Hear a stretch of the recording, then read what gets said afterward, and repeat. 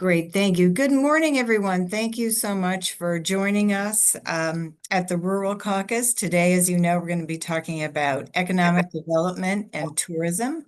So the speaker has said that we are to look at this session through the lens of affordability, accountability, and opportunity. So I guess this is an opportunity day.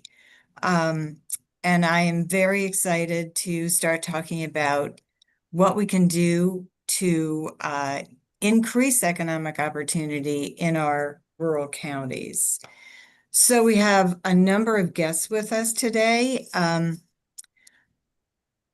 Ms. Toomey, do you want to introduce yourself and kick it off for us? You're muted. Oh, Yeah, there. Wayne muted me. We Good morning, everybody. Thank you so very much for having us here today. I also wanted to thank the co-chairs, Delegate Ziegler, Delegate Grist, and I believe the comptroller might also be joining us today. I serve as the executive director of the Maryland Tourism Coalition, and we are the statewide trade association for all sectors of the tourism industry. Joining me today are several of the destination management organizations, commonly known as the DMOs. They represent Maryland's rural counties. We're also going to be joined by Ben Seidel, Chair of the Maryland Tourism Development Board, Chris Reel, the board's legislative chair. These two are just two of the board's 24 members who are appointed by the governor, the Senate president, and the Speaker of the House. Additionally, on this call today, you're going to be hearing from Rich Gilbert, Travel Trade Manager for the Maryland Office of Tourism that sits within the Department of Commerce. We really want to thank you for including tourism and economic development in your conversations about rural Maryland. While 18 counties are formally designed as rural, we recognize that Maryland is not a one-size-fits-all state. Counties that look very different, such as Baltimore and Garrett County, may face similar challenges, but the solutions often vary not only from county to county, but even different within the same region of that county. As our DMOs speak today, they will show how tourism impacts rural communities across Maryland, highlighting specifically industries and local perspectives.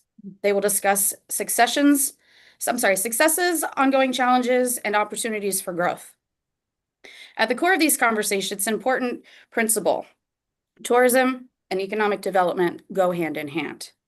With that context, thank you for your time, your leadership, and for recognizing the critical role tourism plays in strengthening Maryland's rural communities and local economies. And it's now my pleasure that I would like to turn it over to Cassandra Van Hoosen, if that's okay with you. Absolutely. I was going to ask you to turn it over to. And please, we like to make this a discussion, not just the neighbors have been talked to, and they've been asked to turn over any sort of footage they have from their ring cams, anything like that. So we do know that the authorities somebody here is not muted and needs to mute of themselves. I turned it down, so now I can't hear. Okay, sorry. Yeah, okay, sorry. Yes, I was just going to say that please do feel free to ask a question or jump in. I'd like to keep this more of a discussion and less of a presentation, because I know that's the thing about rural counties. They are all different, and you know, we may have the same problems, but we often need different solutions. So Cassandra, if you would like to introduce yourself and take it away. Yes, ma'am, and good morning. Good morning. So thank you, Madam Chairman. We really appreciate the opportunity to speak with you today, and I want to thank all of you for your leadership on behalf of rural Maryland. I am the Director of Economic Development and Tourism for Talbot County. And I want to say tourism matters to rural Maryland because it works at rural scale. It does not rely on interstates or industrial parks. It often does not require long development timelines. It brings outside dollars directly into small communities. And these dollars turn our existing assets into economic activity. And I think this is really important. For a long time, I thought economic development meant overdevelopment. But what we're talking about is turning our assets, like our landscapes and our waterways, our heritage, our agriculture, our main streets, Tourism converts place into jobs, wages, and local business revenue. For many rural counties, tourism is that front door to the economy. Visitor spending keeps locally owned businesses open. It supports jobs in every county. It creates entry points for young workers. It creates second careers for adults who want to stay rooted in their communities. So state investment in tourism marketing benefits all of Maryland, not just urban areas. When the state markets Maryland, it expands the visitor economy. It brings out-of-state travelers. Their spending flows across regions and into rural communities that cannot reach those markets on their own. So the impact does not happen by accident. It happens partially through Maryland's network of destination marketing organizations. As chairman of the Maryland Association of Destination Marketing Organizations, and I know that's a mouthful, but destination marketing, we market to local destinations.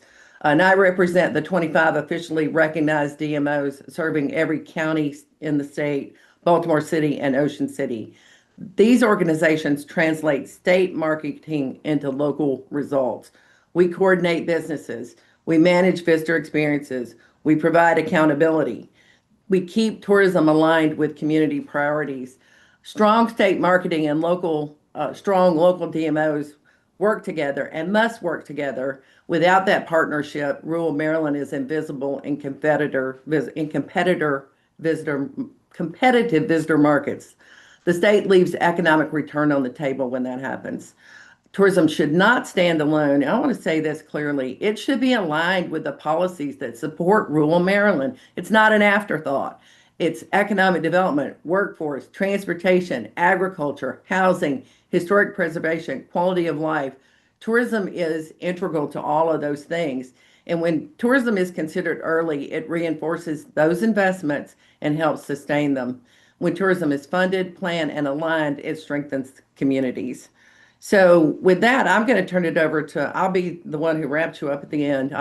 You'll see me in a minute. But with that, I'll turn it over to Mr. Ben Seidel, who's the chairman of the Maryland Tourism Development Board. Ben, thank you for your leadership, and the floor is yours.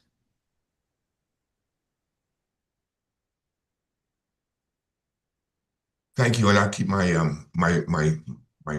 context short. Just looking at what we're doing in the state of Maryland from tourism, the money that goes into tourism that we allocate to different avenues throughout the state that impact all of the state, mostly for transient hotel stays, food and beverage, airport landing fees, and so on and so forth. Conventions and meetings, M&C, we call it in this industry, we leave that to Visit Baltimore and then a portion of each of the DMOs.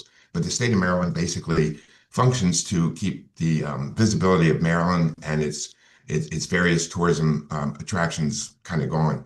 This year, our funding was cut rather significantly. And just to put things in perspective, when we say casual things like the spending in tourism is not an expense, it's a revenue generator, and it's not far in the future, it's immediate. We can see in the data now, after 6 months of activity, excuse me, after 6 months of activity, we look at a spreadsheet and we can see, and we can share all of this with you, that the difference between 2019 and 2025 and captured each year and coordinated with the level of spending that Maryland has put toward tourism marketing and comparing against our competitive states, which would be North and South Carolina, both Virginia, Pennsylvania, West Virginia, and of course, Delaware. The difference just between 2019 and 2025, basically for this year, was a room revenue deficit of $151,576,720. These numbers, while big, can each be identified individually. There's an impact to every dollar that's spent in tourism that can be calculated through various accredited organizations like the National Association of Convention and Visitors Bureaus and organizations like that, and not dissimilar to what Visit Baltimore and the state of Maryland can provide in visitor spending as a result of a return on our investment. But just to put things into hard numbers that are very easy to swallow, the sales tax from the sale of room revenues, we have a deficit as of 2025 after half of a year cut in marketing spending of $9,094,603. And again, each one of those dollars can be specified in occupancy, average rate paid, and the difference between that activity marketed, the result of the marketing in 2019, 20, 21, 22, 23, 24, and then the cutback in funding for 26. Again, I'll summarize that with a sales tax alone deficit of $9,094,000. Thanks for giving me this opportunity to speak. Thank you very much. Now, let's see. Cassandra, were you going to come back, or should we go to Chris Reel? It looks like Delegate Hartman has a question, and I have a question too as a Thank follow-up. you. Absolutely. Go ahead, Delegate. Thank you, Mr. Chair, Madam Chair. Good to see you on here, Jeff. First of all, I appreciate the opportunity for you to recognize tourism as one of the key drivers as far as our rural counties. Ben, he's really big in this. He started his business in Ocean City. He is now part of a company that has hotels across the country and other countries. So he has hard data. So the $9 million he just talked about, to hear that in perspective, Ben, how many hotel nights is that we have lost as a direct result of our lack of advertising? So as you remember, the funding was cut in the last budget. And as he's saying, the results are immediate. So, in the past, we used to talk about dollars generated by tourism spending. But I really think, in the future, you're going to start seeing the message as far as, like Ben's saying, the tax dollars we're losing as a result. For every dollar that we haven't, that we're spending, how much tax dollars comes back. So Ben, how many hotel nights is that to have a loss of over $9 million in tax dollars? The loss exceeds the cut that the state made to the budget. Is that not correct? Yeah, that's absolutely correct. And that's just the sales tax, Delegate Hartman, on room sales. That does not include the sales tax revenue generated for the food and beverage that goes with that, transportation fees, landing fees, airport spend, and then of course attractions and entertainment. To answer your first question, the room sold deficit this year was $1,067,893. This is statewide, not just my portfolio, obviously. This is tracked, by the way, by CoStar, where every hotel that's branded and has to submit their occupancy and average rate data every day through their brand to CoStar, who does this tracking. Lenders rely on it, obviously owners and the brands rely on it as well. And taxing authorities are starting, in very sophisticated markets, are starting to lean on this for peer review of revenues that are submitted by individual hotels. So again, it's 1,067,893 rooms. Total room revenue generated from loss from that is 151,576,720, and the 6% sales tax on that is 9,094,603. Now, of course, many counties and local municipalities add an additional tax on that fortifies those markets, and those numbers obviously would make this number pale in comparison to what we've actually lost. And just to reiterate, these aren't, excuse me, this isn't from modeling. This is actual numbers down from last year, hard facts. Right. We leave the modeling to the DMOs that study this thing on various things, like if you're a fly-in destination versus a drive-in destination, are there luxury hotels or more economic hotels that justify the average rate, the demographic, the spend, and the duration of time spent in Maryland, both from Maryland and outside of Maryland. And one other interesting fact that I think a lot of people don't realize is tourism is an economic generator. Tourism, that money that comes into our state, counts as an export. And that's really good, because that's money that's earned in other jurisdictions that's deposited into Maryland's economy. And the reverse of that is, like in Virginia, North Carolina, and South Carolina, which have turned the tides and now beating us over the last 3 years in tourism shift, where money that's earned here is then spent and taxed in competitive states, and we lose that opportunity. Right. So just to remind everyone, $9 million state tax, unknown amount in local, municipal, and county tax. unknown impact to our restaurants, our gas stations, other means of transportation. So this number is much greater. The bottom line is when the Rural Caucus asks what can they do for tourism, we really need to restore the funding. Not only restore it, but we need to increase the funding. Our neighboring states are blowing us away as far as their spend. And because of that increase in spending in other states, they are stealing our tourists. And it's clear here by the numbers. We're sitting back and like West Virginia is probably spending, three times what we are. All of our neighboring states are outdoing us, and this is the impact of it. Not to interrupt you, sir, with all due respect, being based here in Ocean City, but having offices all over the country, our next headquarter office next to here is New York City, where we have 67 hotels that we manage in that market as well. But what's really painful here is while we're seeing this and we see the numbers, every city or every municipality, or most municipalities, get the same CoStar report that we get when we look at our hotels, but they look at destinations like the city of Ocean City has a competitive set that is Virginia Beach, Coastal Carolina, Myrtle Beach, Hilton Head, and Atlantic City. And for the first time this past summer, Ocean City, we always lead those markets, have always led those markets. And for the first time last year and the second time this year, Ocean City pales to even compete with those markets except for July and August. Those markets have beat us every other month now, both in occupancy and average rate. And what makes it evident that it's the tourism spend that's affecting that is when you sit on the beaches in Ocean City and see Pennsylvania flying their banner planes across, come to Pennsylvania, and you see Virginia, Myrtle Beach, all flying planes, and you say that that's what's luring our taxed dollars or earned dollars here to be spent and taxed in our competitive states. Everybody knows in this industry, every state tourism knows what their competitive states are doing. It's out that Maryland cut their budget, and all of these competitive states are now flying their planes and spending their advertising on our television sets, luring our people knowing that we're not fortified to compete against them. And that's just, for me in the tourism industry and as an owner of hotels, that's painful. Ben, thanks for articulating that so well. Thank you. Chair Grice, you've been waiting patiently. Oh, that's okay. Actually, I think he partly answered my question. Let's move on so that way we can hear the rest of the folks. Can I just very quickly ask, do you by any chance have what the multiplier is for a tourist dollar, not just for the state, but for the overall economy?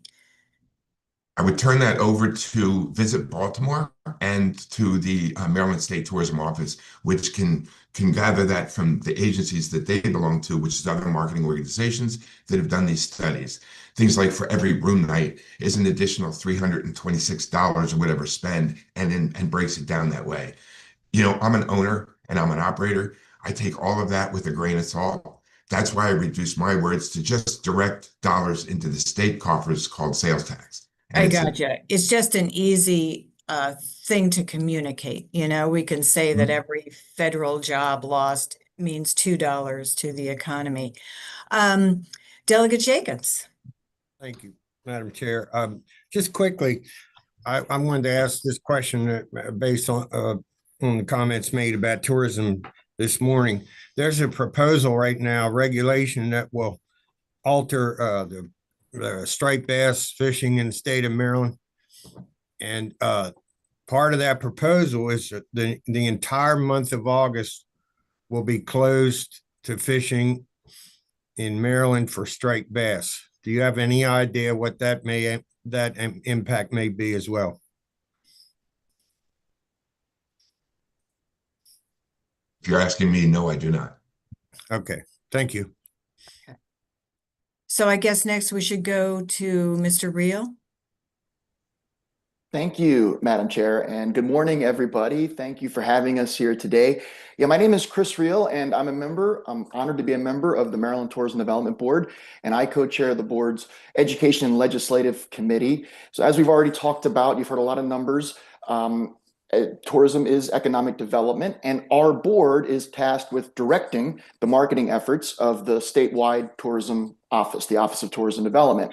And good marketing means telling good stories about our great state and then inviting guests to come and experience it for themselves. and spend a little money while they're here. So tourism needs rural Maryland to help us tell those stories. Amazing natural beauty, important historic sites, exciting recreational opportunities, ever-growing agritourism assets. Rural Maryland is huge. It's invaluable to our tourism industry. And likewise, rural Maryland needs tourism and tourism marketing, especially small businesses like mine. I own a company called Rent-A-Tour, and we are a receptive service. That means that our job is to welcome people into our region and then help plan unforgettable experiences for them while they're here. And I'm a one-man shop. My marketing budget is practically zero. So I really rely on the Office of Tourism Development and all of the local DMOs, the destination marketing organizations, to connect with those potential guests on my behalf and influence their travel decisions, invite them into Maryland. And the truth is, without their efforts, those guests might choose to take their travel dollars elsewhere, like Virginia or Pennsylvania or West Virginia, and none of us want that. Small businesses like mine are definitely going to suffer if the Tourism Development Board and the Office of Tourism Development don't have the resources they need to help us tell those stories. And more than 95% of tourism businesses are classified as small businesses. That's that ripple effect that we were talking about. It's not just about the hotel taxes, it's about what those visitors do while they're here. They take a tour, they visit a museum, they eat in restaurants, all of it. And we all rely on those marketing efforts to help our small businesses succeed. And that's why tourism marketing is so important. It helps to grow the economy in Maryland, and a thriving tourism economy means thriving small businesses, more jobs, and of course, increased economic development. So I urge you all to keep that in mind throughout the course of the session. And again, thank you for your time. Thank you. Delegate Morgan. You're on mute.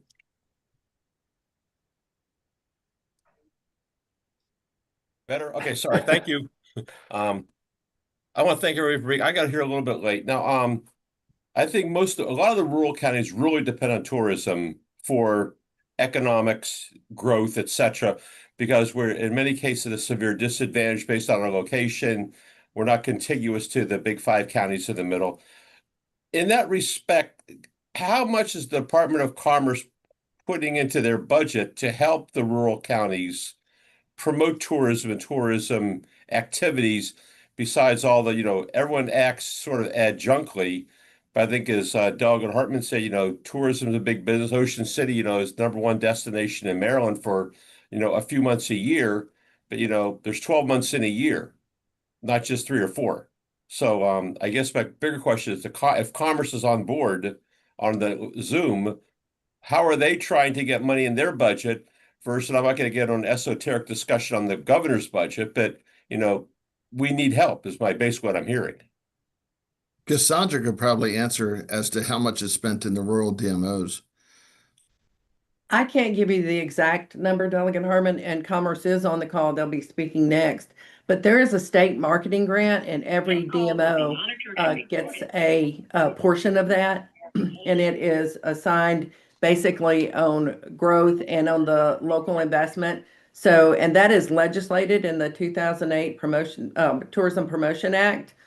So every county gets some money to market their jurisdiction. Another thing, there's a targeted investment in tourism development. So the interim state director always tells us that, if you are opening the same Christmas package every year, that's not very fun. So every destination has to grow and evolve, add new things. You want to do all your favorite things when you go to Talbot County, Maryland. By the way, you're invited anytime. But you also want to examine those new things that we have. So targeted investment that comes into tourism development is also very important. And one of the things that we've been able to use in our county, we had the Rural Economic Development Fund, and that was the $10 million that went to each of the rural councils. We invested some of that in tourism. So targeted investment on both marketing and targeted investment on tourism development are beneficial to us. So if I could just jump in for a second, I understand, a little bit about how some of this works. And I was chairman of our Tri-County Council for, 6 of 12 years. But if it's a formula-based mechanism and the rural counties, we're at the bottom end of the spectrum when it comes to the percentages, obviously then, the targeted money, if it's structured on a percentage basis, still goes to the big five, and the rural counties are out there whistling in the wind. If that's a fair analogy. Delegate Morgan, I believe the funding we were getting, and this isn't to the dollar, we were getting roughly like 12 million. It was proposed that the budget for tourism went to 6 million. We got it back up to 9 million through the help of Commerce. And then out of that 9 million, 2.5 million goes to all of the DMOs. So there are 25 DMOs which share that 2.5 million.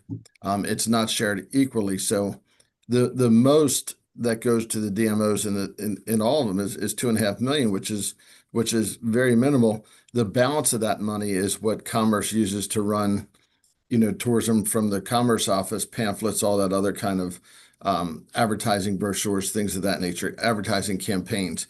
But the bottom line, 2.5 million to all 25 are DMOs at best. Thank you.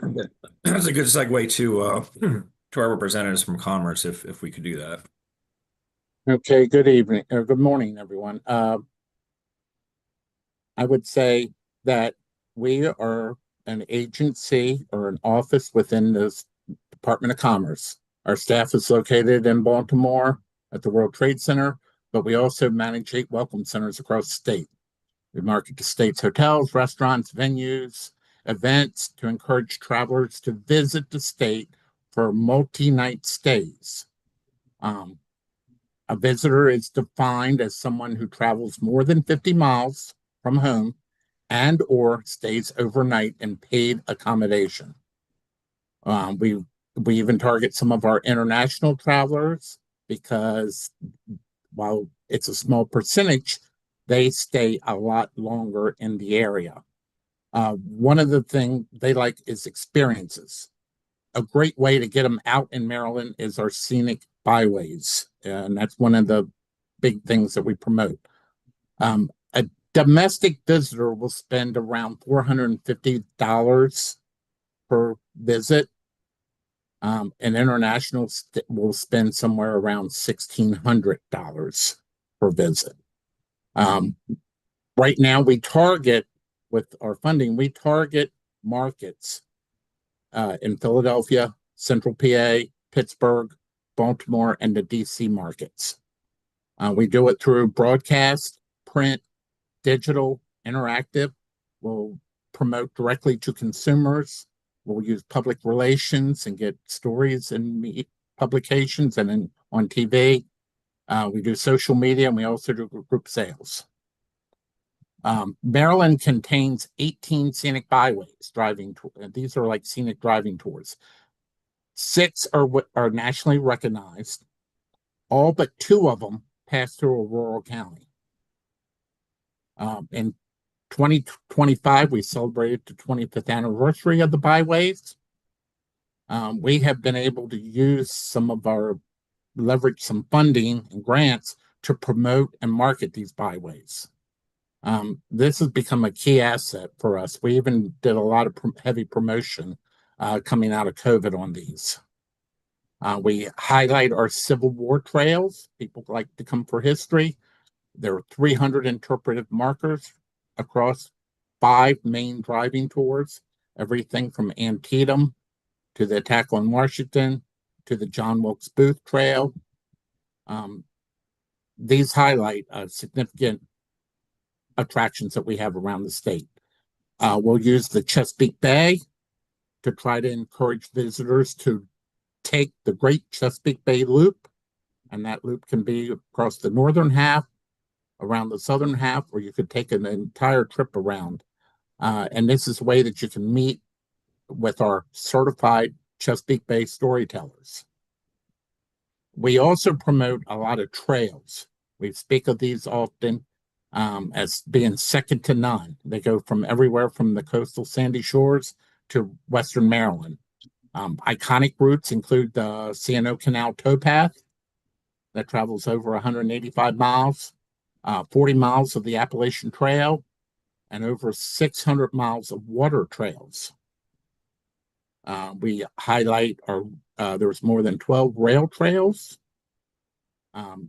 2 state battlefields, and of course our 53 state parks and 25 natural resource management areas. For outdoors, we're the only statewide fly fishing trail in the nation. We have a catfish trail. We have a deer hunting trail. Some of the things that we use to promote our destinations in the rural areas. We have the most powerful Underground Railroad storytelling destination. We promote our Underground Railroad storytelling. We have over 100 or nearly 100 designated Network to Freedom sites. And it's really been highlighted through the use of the Harriet Tubman Underground Railroad Visitor Center. In 24, there were 45.8 million visitors to Maryland. They spent a combined $21.2 billion, generating $2.5 million in state and local tax revenue, and it supported 194,000 jobs, both direct and indirect. And now I'll turn it over to Ashley. Actually, before we do that, can I ask you just one question? Can you comment on, I guess, the conversation we had earlier about how the cuts in the tourism budget are affecting some of these DMOs and I guess the attendance at some of our places of tourism? Wow. And if the department is actually, if you guys are advocating to restore that money or what you guys might be doing potentially. Okay. And I apologize. I am the salesperson for our office. So when we get into a lot of those figures and working with that, I am filling in for our interim director. But I can tell you that the funding that has been established for our DMO partners did not get cut. It has maintained the same level it has been for several years now. That's right, Rich. Statutorily, when our budget was cut from 12 to 6, and as Delegate Hartman said, back up to 9, the $2.5 million that was statutorily mandated in 2008 was obligated and was executed. So the $2.5 million subsidized each the tourism districts in addition to their own individual funding, which varies district by district. It's the State Office of Tourism whose efforts were cut by a third. And just so you know, you say some of the bigger counties, there is a cap on the top level that the bigger counties can reach. Thank you for clarifying. Thank you. Well, good morning. My name is Ashley Workman. I'm the Director of Tourism for Allegheny County, the mountainside of Maryland. You've heard from many of our tourism partners today on how tourism works for Maryland's economy and business community, but I'd like to share how it works on the ground in rural Maryland. And I think some of the examples I'll share today may answer some of the questions we were talking about. But I think one of the strongest things I would like to share is that rural counties collaborate to maximize the impact of every tourism dollar. And we recently completed a tourism funding analysis, which I think Cassandra will share some of the details of. But what I'll share to answer some of your questions is that from that analysis, $1 in advertising returns roughly $55 in hotel bookings in Maryland. It returns $354 in per trip visitor spending. So there's a huge trickle effect. In Allegheny County, tourism does not operate in isolation. I want to stress we are a very well coordinated ecosystem with Allegheny Economic and Community Development. And destination marketing organizations like ours and the others really translate these statewide initiatives that you heard Rich talk about into local action. And then our downtowns and our restaurants and our heritage sites and our outdoor recreation attractions deliver on those experiences. And I think one of the most critical things that we fail to talk about a lot is just how much tourism creates the quality of life aspect that I know we all desire in our counties. I will share personally in Allegheny County, we just completed a strategic plan and a visitor profile study. And what we learned was that of our small business community in our downtowns of Cumberland and Frostburg, Maryland, if tourism went away today, 48% of our businesses said they'd close in 30 days. That's how impactful the tourism dollar is to sustain our entrepreneurs and our local businesses. So how do we work together? We work together in collaboration. We are partners. You'll often hear us say we are the friendliest group of competitors you'll ever meet. And that's because we believe in the power of regional collaboration. We understand that if we keep visitors in Maryland, they spend more money. We cross promote, we share messaging, we align on our trails and outdoor recreation assets. And I will give you an example. So our county collaborated with Washington and Frederick and Montgomery counties over the C&O Canal towpath, which is Maryland's most visited national park. If you can imagine a cyclist riding the C&O Canal has no idea when they cross from Allegheny into Washington or Frederick or Montgomery counties. They just know they're there for an experience and they're spending dollars. And they're not just spending money in Allegheny County. They are moving through a multi-county rural economic corridor. Our businesses and our entrepreneurs rely on us to create that destination awareness so that it can drive dollars. Tourism marketing is a responsible investment. Along that portion of the C&O Canal alone, along these 4 counties, visitors generated approximately $309 million in economic impact, supported 3,900 jobs along those 4 counties corridors, and that generated $156 million in salaries and wages. And that's just one example of one attraction in Maryland.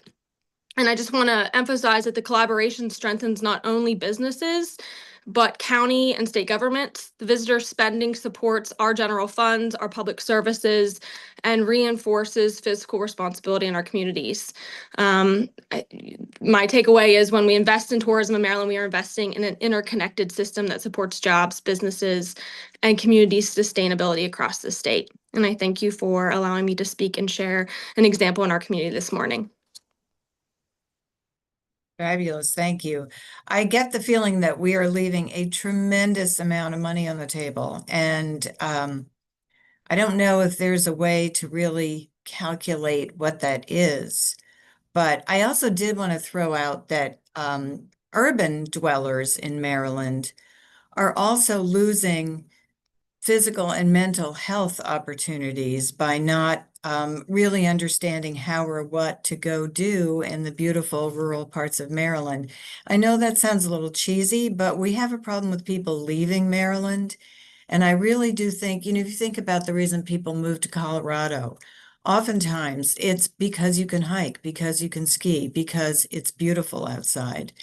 And I think that we are losing also an opportunity to share what rural Maryland has with our more urban Marylanders. So thank you for that information. Chair Greist, where do you want to head next? Delegate Hartman, have we gone through everyone on your list, or is there who's next? Or and we can also open up the other. No, there's a list. So after Allegheny County, we have Frederick County, Dave Zadelis. Did I say that correct? Yep, you got it. You nailed. It's a hard one, but you nailed it correctly. Dave Zidelis, Executive Director of Visit Frederick. Frederick County happens to be the largest county geographically speaking in our state of Maryland, and we're actually 55% agriculture. And when we're talking about agritourism, it's not only a driver of our tourism, but it certainly enhances the quality of life for all of our residents in our rural counties. From creameries to craft beverage entities and fall festivals, pumpkin patches, excellent wedding venues and farm stands, and so on down the line. It's that live, work, play, visit matrix that makes it valuable and economically a driver for everyone. But these agritourism businesses are small, family-owned, fragile businesses, and they need our help. We need to make things easier for them, not more challenging.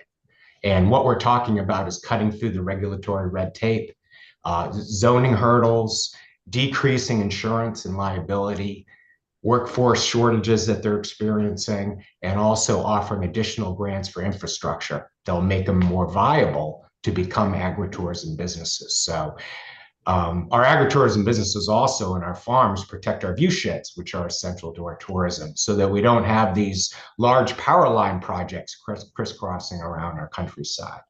So to continue the agritourism discussion, Jody with Harford County is next, if she's on the call. I am. Good morning, everybody. Yes, so just like the other counties have mentioned, agritourism for Harford County works hand in hand with our economic development, with our small businesses, with our farming community, everything to support this rural sustainability. Agritourism for Harford County is our fastest growing branch of tourism economy. We just with our farm breweries alone, we have over 60,000 visitors outside of Maryland that come to those. In addition to our farms that have, over a dozen farms that offer experiences seasonally, and the ones that offer wedding and event venues, that all help the farms remain, diversify their revenue and remain sustainable. So as Dave mentioned, one of the challenges that we continue to see with our agritourism operators are the regulatory and zoning challenges. Farmers they encounter unclear distinctions between agricultural and commercial use, along with the complex and costly building and safety requirements. And again, thinking in terms of some of these farms are only offering seasonal attractions, but they're being required to hold up standards of businesses, brick and mortar businesses that would be, year long. So it hurts in lots of different aspects, including the land use and what they can use for the future. So we ask that you have thoughtful and clear policy and help support agritourism so that it continue to grow and that we can, help the rural businesses as well as our communities remain strong. So thank you very much. Can I just interject here, Madam Chair? And this is, I know we're all ears. I think that most of the delegates that are on this call, we very much believe in tourism and economic development, and especially agritourism and being able to diversify our agriculture. And so we're leaning on you guys to tell us specifically what we can do. And I know, for example, in Caroline County, we have a farm that's really grown over the last couple of years, where they have young people to do birthdays. They'll have field trips and that sort of thing, especially in the fall. And one of the biggest challenges they have is insurance, liability insurance, and that's just one thing that we could certainly, as a rural caucus, can help them with. Now, local zoning, we can't. However, we've all established relationships in all of our counties with our local, county and municipal governments. We can work with them, potentially to help you guys as well. And then I guess the third piece is environmental health. There's a different standard in every single county, across the state when it comes to septics and wells. And in rural areas, we just don't have the infrastructure that they do in the urban and suburban areas of Maryland. So that's a big challenge too. I know, especially, I think, Dave, you were mentioning the wedding venues. That's in Queen Anne's County, that's grown, especially on Kent Island. I mean, we have people coming in from all over the Mid-Atlantic to have weddings on Kent Island because it's a wonderful place to do that. And there's other places on the Eastern Shore where, it's just that experience of having a wedding on a farm that really attracts people. But it's very difficult to start a business like that because of the hurdles like you guys were talking about. So if you guys can get back with us very specifically what we can do, and it doesn't matter if it's a state issue or a local issue, if you all can communicate with us specifically on how, what changes in the law need to be made to help you all grow and help you expand, because this really is potentially our future economically. So Jeff, you. we have a few more. We have a few more counties here. Kent County's up next. Jamie Williams. Yep. So Oh, good morning, actually- everyone. Oh, God. I believe you skipped me. It's Garrett County. I was actually going to talk about something very similar to what Dave and Jody brought up. We have the same issues here in Garrett County. We have more public land than any other county in the state, obviously with our state parks and forests, but a lot of people do come here for agritourism as well, not just Deep Creek Lake or skiing at Wisp Resort. We have everything from alpaca farms, a lavender farm that unfortunately recently closed, Farmers markets, weddings venues, like you said, barn weddings are particularly popular. It's a multi-million-dollar industry here in Garrett County for weddings. And again, like Dave and Jody have mentioned, one of the consistent things that we hear is for clearer and more consistent regulatory guidance. And certainly I can get you more specifics from our economic development department as well on that. I actually attended a state coordinated regulatory roundtable that served as a listening opportunity.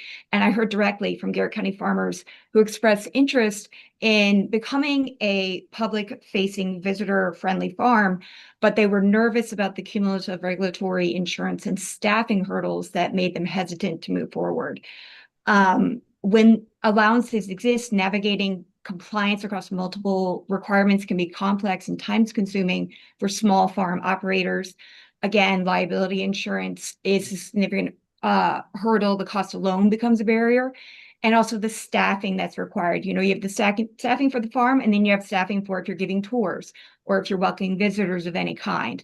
Grant funding does exist, but connecting remote farms to visitors through access, parking, signage, basic infrastructure remain challenging. Like I said, we recently lost a Greek lavender farm. That is actually one of the most popular attractions in Garrett County, and unfortunately it did close, not due to those regulations. They were successful for many years, but replacing an attraction of that level of popularity is difficult when new agritourism operators are already facing a lot of regulatory and operational hoops to jump through. So, and certainly I'm sure Jody and Dave and I can get together and tell you all some more specifics after this meeting. Jump in specifically. There's a House bill working its way through right now, House Bill 272, that would create a special on-farm food license for agritourism businesses. So our Office of Agriculture in Frederick County is in favor of it. And we all work closely with our Maryland Office of Agriculture, which is wonderful. So House Bill 272, we need your help with that. Madam Chair, it sounds like the first bill that the Rural Caucus will formally support potentially. We duly noted. Okay, Jeff, Sarah, I appreciate the enthusiasm. We'll go back up to Kent County, Jamie, and then there's still St. Mary's, Somerset, Worcester, Queen Anne's, and then I think Cassandra was going to close. So we have, we're going to have to probably pick up the pace to get everyone in. Right. We are almost at time. Unfortunately, this always happens to us. There's too much to discuss, but please go ahead. Okay, I will be quick. This is Jamie Williams from Kent County Economic and Tourism Development. Good morning, everyone. And I'm going to speak about the impact of the seafood industry for tourism and economic development. Kent County's identity is inseparable from the Chesapeake Bay and its tributaries. And our working waterfront is the heartbeat of the region. The seafood industry and the watermen who sustain it are not only cultural icons, but critical drivers of our rural economy. Visitors come here for more than the beauty of the waterways. They come for the authentic experiences that connect them to the bay's heritage, whether it's savoring freshly harvested crabs and oysters or stepping aboard a charter boat to learn firsthand about life on the water. So charter fishing and our waterman tours are a growing part of our tourism economy. And as Delegate Jacob mentioned, some of those regulations are starting to really affect those charter boat businesses. So we really need to pay attention to that and need help with that. These experiences give visitors a unique window to the traditions and challenges of the Chesapeake, while generating income for local captains, deckhands, and related businesses. Every trip booked supports fuel suppliers, tackle shops, marinas, restaurants, creating a ripple effect that sustains jobs and small businesses throughout these regions. Our commercial watermen are equally vital. Their work not only supplies the seafood that defines Maryland's cuisine, but also anchors a network of local processors, markets, and eateries. In rural communities like ours, these industries are economic lifelines, providing employment and preserving a way of life that is central to our identity. Success depends on strong collaborations with our towns, counties, and state partners to invest in the infrastructure, marketing, and workforce development needed to make Kent County a destination of choice, as well as the other rural counties. By working together on tourism initiatives, economic development programs, and small business assistance, while promoting charter services, supporting watermen, and showcasing our authentic Chesapeake experiences, we can amplify the unique charm of our county and position it as a premier destination for heritage tourism and outdoor recreation.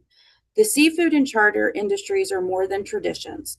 They are engines of economic growth, cultural pride, and community resilience. So let's continue to invest in these sectors and the partnerships that keep Maryland thriving. So thank you for the opportunity to share the impact of the seafood industry to tourism and economic development in Maryland. Hey, St. Mary's, Liz.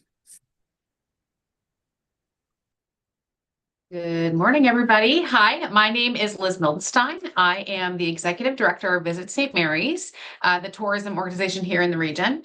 Thank you all for the opportunity to represent Maryland's original destination on this morning's call. So tourism continues to be a pillar of economic development in St. Mary's County. In 2024, we welcomed nearly 1 million visitors, including 326,000 overnight guests, resulting in $247 million in spending over all of our guests. And I want to point out this is a mix of day and overnight travelers, both here for business and leisure. And that's really important to my point today. So Visit St. Mary's and DMOs like us are more than marketing arms. We are in the business of economic development, working closely with businesses and attraction owners, county government, and other partners to ensure we all act as ambassadors for our region and the state.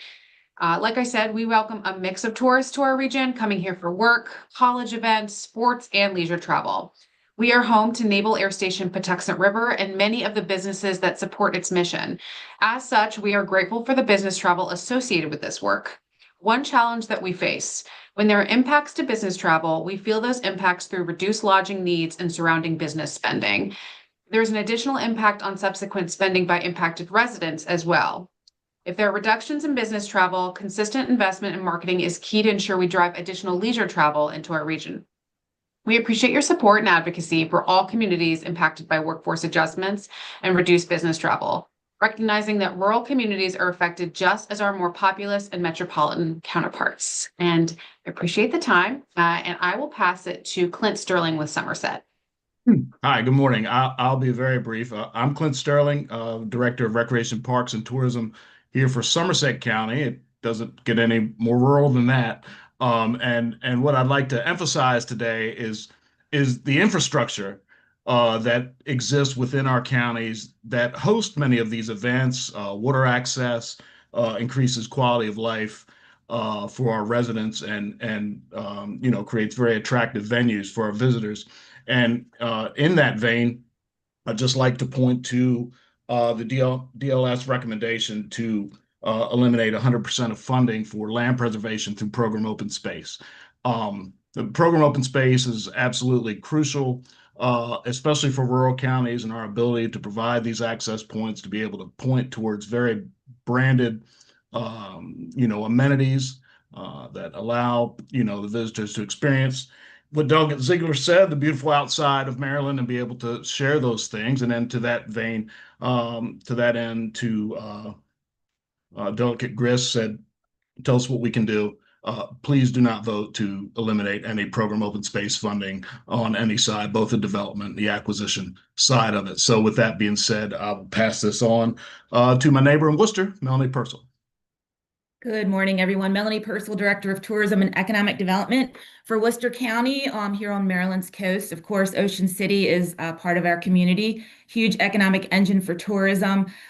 We actually are the only county in the state of Maryland that touches the Atlantic Ocean, so we capitalize on that with our marketing efforts, hence the Maryland's Coast brand. Really, tourism is economic development, especially in the rural communities, and you'll see most of our offices are combined in some sort of a way. We also include workforce development. But again, we're bringing those dollars into our local communities. Those folks are spending those dollars and then they're going home. but it's helping us to create that infrastructure and a lot of the things that we talked about, and the quality of life. And of course, I have so many things that we could say right now. I know we're on limited time, but I do want to make a point about the quality of life. So really, those investments benefit our residents first. But what we can do to leverage that quality of life that we have in Maryland as a result of the tourism activity and investments is, when we look at commerce and their lighthouse industries, and they're trying to attract these huge corporations are getting people to relocate. Obviously we're not very business friendly, but we do have incredible quality of life. So if we can utilize what we have in our rural communities to attract those businesses, because then they're going to attract that workforce here. I mean, that's really how we can work together, I think, and justify the investment in tourism development.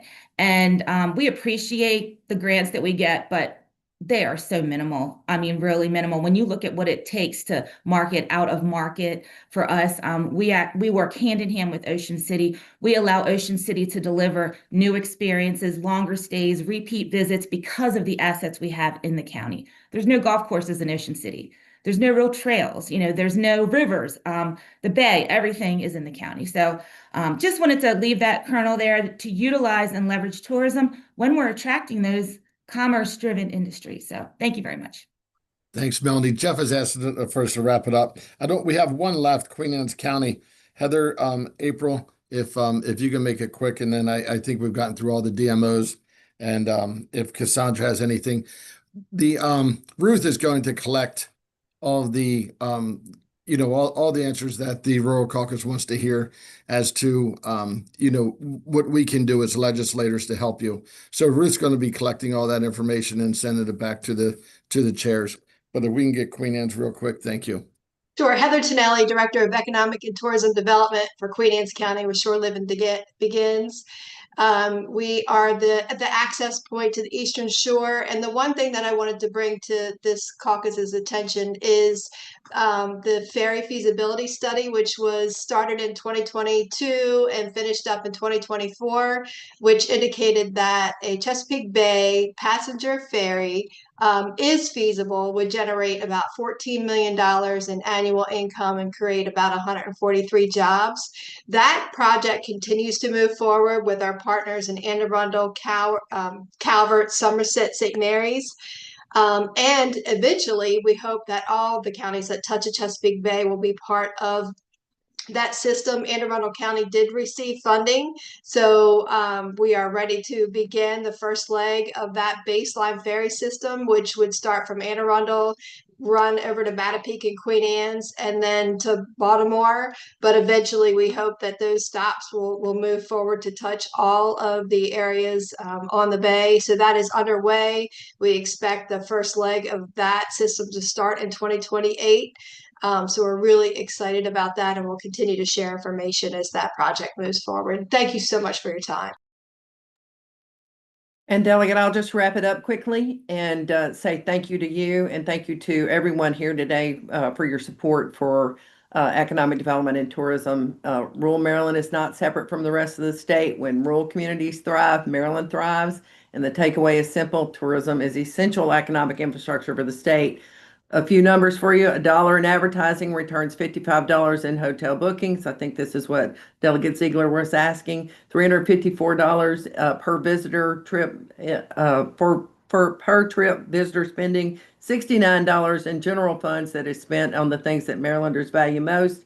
And from ad placement to visitor spending, you can begin to see that return in 60 to 90 days.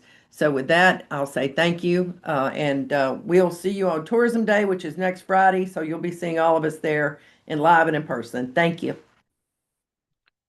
Very good. Thank you all very much for coming. Thank you, Delegate Hartman, for pulling this together. And we got a lot of really good information. We look forward to know what we can. And for next week, if anyone wants to join us, we'll be talking about rural healthcare, which is also a very important topic. So thank you all for joining us, and have a wonderful day, wonderful week. Thanks to the chairs and all the members. Take care. Thank you. Thank you.